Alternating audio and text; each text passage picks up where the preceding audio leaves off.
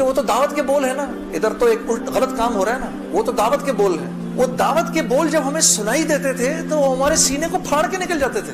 ایسے تھوڑی ہوتا ہے, یہ کوئی کھیل مذاق ہے کیا, یا یہ کوئی ٹی وی کا پروگرام ہے کہ جس میں ایکٹنگ ہو رہی ہے کہ نہیں بھئی ادھر جا کر اذان دے دی, ادھر جا کے گانا گا دی, ادھر جا کے اذان دے دی. ایسے نہیں ہوتا. اور پھر اللہ کے نیکی کے کام کرنے کی تو اللہ کی طرف سے توفیق ملتی ہے میرے دوستوں. ہاں, عمل صالح کرنے کی تو توفیق ملتی ہے. یہ ایسی تھوڑی کو میرا مطلب ہے خالہ جی کا کھیل ہے کہ 95% نماز نہیں پڑھ رہا اور 5% نماز پڑھ رہا ہے. کیوں ہے ایسا؟ سب کیوں نہیں پڑھ رہے؟ من جانب اللہ توفیق ملتی ہے. خیر جی, میں کھڑا ہوا, میں نے کہا اچھا مولانا آپ سے وعدہ تو کر لیا. میرے دوستوں میں باہر نکلا سوچتا ہوا, میرے اندر آپ یقین کرو ایک تلاطم برپا ہو گیا.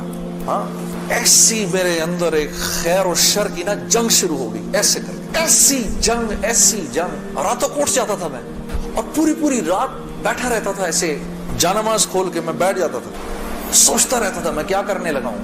ایک لمحے خیال آتا تھا نہیں بڑی نیکی کا کام کر رہا ہے تو لوگوں میں محبتیں پھیلا رہا ہے, لوگ خوش ہو رہے ہیں.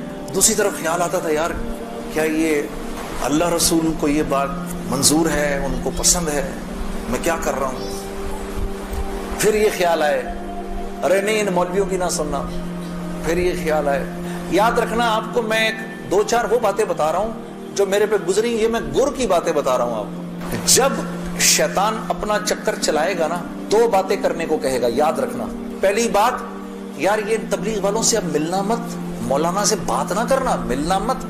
دوسری, مسجد میں نہ جانا, 2 کام نہ کرنا کبھی. ایک تبلیغ والوں سے ملنا مت, ایک مسجد میں نہ جانا. اور بہنوں یہی تمہارے ساتھ ہوگا. وہ جو ہے نا وہ اپنا تبلیغی ساتھی, اس کی بیوی, اب اس کو فون نہ کرنا آئندہ, ٹھیک ہے, اس کے گھر نہ جانا, اب تعلیم میں نہ جانا, کیونکہ اس کو پتا ہے یہ وہاں گئی اور عورت کا دل تو مرد سے 10 گنا زیادہ جلدی اللہ کی بات کو لے لیتا ہے. ہاں, فوراً. میں واپس آ کے بیوی کو کارگزاری سناتا تھا تو میں اس کی حالت بدلی بھی دیکھتا تھا, حالانکہ وہ نہ مسجد آئی نہ اس نے وہ اعمال ہوتے دیکھے.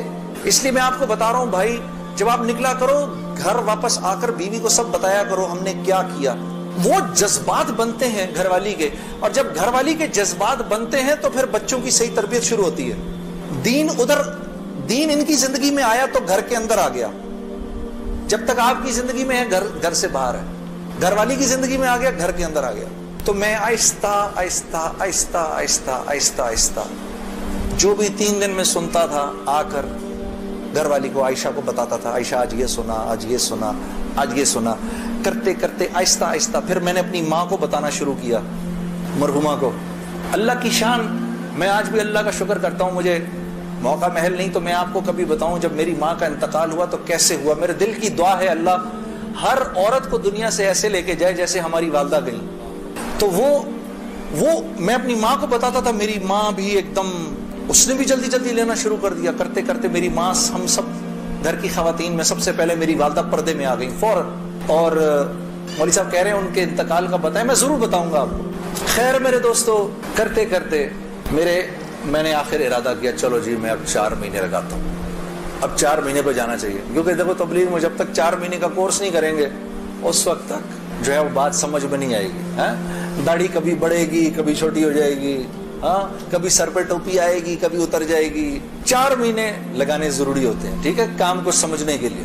کیونکہ پہلے 40 دن جو ہے وہ دنیا کا جو ہے نا وہ رنگ اترتا ہے. پہلے 40 دن ہاں زنگ اترتا ہے پہلے, پھر اگلے 40 دن کے اندر تبلیغ کا تھوڑا رنگ چڑھتا ہے.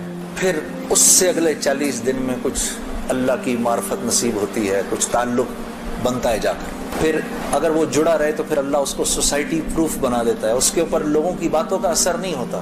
ہاں, پھر ایسے لوگ جہاں بھی جاتے ہیں ماحول بن جاتا ہے, خود بخود ہی ماحول بن جاتا ہے. اب میں نے ارادہ کیا جی 40 دن لگانے ہیں میں, اور 40 دن کا ارادہ 4 مہینے لگانے ہیں. میں نے اپنے دوست کے ساتھ مل کے ارادہ کر لیا. خیر وہ ہم کمزور, ہم نے مئی جون میں نکلنا تھا, مئی جون آیا, وہ تو نکل گیا, میں نہیں نکلا. ایک دن اس کا مجھے فون آتا ہے, یہ ہے جی 16 اکتوبر کی بات 2001. اس کا مجھے فون آیا, جنید بھائی السلام علیکم, میں 4 مہینے لگا کے آ گیا. میں نے کہا ہیں 4 مہینے ہو گئے؟ کہا ہاں ہو گئے, گزر گئے. کتنے ہی 4 مہینے گزر گئے زندگی سے. میں نے کہا 4 مہینے گزر گئے. کہتا ہے لیکن مجھے پتا نہیں میرے 4 مہینے کیسے لگے. ضائع ہی ہو گئے. میں نے کہا وہ کیسے؟ کہا میں 4 مہینے کے لیے اپنے ابا کو ساتھ لے گیا جنید بھائی. وہ بیمار رہتے تھے, ان کا پیشاب پخانہ مسجد میں نکل جاتا تھا بستر میں. یقین کرو روزانہ جنید بھائی میں نے کچھ نہیں کیا, صرف اپنے باپ کا پیشاب پخانہ صاف کیا. 4 مہینے. اس کی اس بات نے مجھے اندر سے ہلا دیا. کسی انسان کو اپنے باپ کی ایسی خدمت کرنے کا موقع ملا ہو, ہاں, اور کہتا ہے پتہ نہیں میرے 4 مہینے تو کیا ہی لگے, میں تو سارا وقت باپ کی خدمت ہی کرتا رہا 4 مہینے. اور 4 مہینے کے بعد وہ آیا ہے اور اس کے باپ نے اس کو گلے لگا کے بولا بیٹا تیری وجہ سے میرے 4 مہینے لگ گئے. 2 دن بعد باپ کا انتقال ہو گیا. ہم خود جنازے میں تھے 2 دن. خیر میرے دوستو, اسی طرح سے وقت چلتا رہا. میری زندگی کے 5 سال گزر گئے اسی ٹکر میں کہ 5 سال کے بعد میں نے ارادہ کیا. جس دن مولوی صاحب کو ملا نا, اس کے بعد کے یہ 5 سال گزر گئے. میں نے یہ فیصلہ کیا کہ آج کے بعد نہیں گاؤں گا, آج کے بعد نہیں گاؤں گا. تو مجھے فون کس کا آتا ہے؟ ملٹری سیکٹری ہیں جمالی صاحب کے.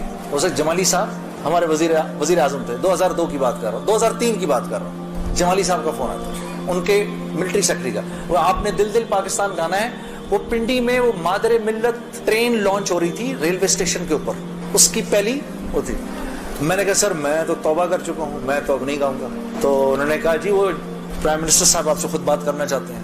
پرائم منسٹر صاحب بڑے پیارے بہت نفیس جمالی صاحب ایک دم کہنے لگے جنید صاحب وہ بے نظیر بھٹو صاحبہ کا ٹائم آیا تو آپ نے گایا, نواز شریف صاحب کا ٹائم آیا آپ نے گایا, اب جب ہمارا ٹائم آیا تو آپ نے توبہ کر لی. میں نے کہا سر ضرور گاؤں گا لیکن میری ایک شرط ہے. جی جی فرمائیے. میں نے کہا وہاں میں اعلان کروں گا کہ آج آخری بار گا رہا ہوں, آپ کو منظور ہے؟ ہاں جی مجھے منظور ہے. ان کے ساتھ آئے ہوئے تھے وہ انفارمیشن منسٹر اپنے شیخ رشید صاحب, اس وقت انفارمیشن منسٹر تھے. شیخ رشید صاحب کا چلہ لگا ہوا ہے بائی دا وے, اور ان کا چلہ 1970s میں لگا ہوا ہے. اگر کبھی ان کے چلے کی کارگزاری سنے بڑا ایمان بڑھتا ہے. وہ اس وقت کے رائمنڈ کے قصے سناتے ہیں جب رائمنڈ میں ہم بیٹھے ہوئے ہوتے تھے اور ٹرین سامنے سے نظر آتی تھی. مجھے وہ اس وقت کے قصے سناتے ہیں اپنے. اللہ نے شیخ رشید صاحب سے دعوت کی لائن کے بڑے خیر کے کام لیے. آپ کو پتہ ایک مرتبہ اسلام آباد میں اجازت نہیں مل رہی تھی اجتماع کی اجازت نہیں مل رہی تھی. ایک دفعہ حالات خراب تھے, اللہ نے یہ کام ان سے لیا. یہ گئے اس وقت کے پریزیڈنٹ صاحب کے پاس, پریزیڈنٹ مشرف صاحب کے پاس. میں گارنٹی لیتا ہوں انشاءاللہ کچھ نہیں ہوگا سر, ان کو کرنے دیں. میں نے کہا سر آپ نے تو ایک ہی دفعہ ایسا چھکا مارا ہے, پتہ نہیں کتنا بڑا اجر ملا ہوگا. 3 لاکھ بندہ جمع ہوا, 3 دن اللہ کی بات ہوئی, وہاں کیا کیا بات ہوئی, سینکڑوں جماعتیں نکل گئی, سب آپ کے کھاتے کے اندر. بڑے خوش تھے یہ بات سن کر, باقی مجھے ملا ہوگا. میں نے کہا سر آپ نے تو وہ چھکا مارا ہے کہ ہم میں سے کسی کو ہی ملنا ہوگا. یہ شیخ رشید صاحب بیٹھے ہوئے تھے, وہ مجھے دیکھ کر بڑے خوش ہو رہے تھے. مجھے نہیں پتا تھا کہ یہ خود بھی تبلیغی ہیں. تو یہ دونوں حضرات بیٹھے ہوئے تھے.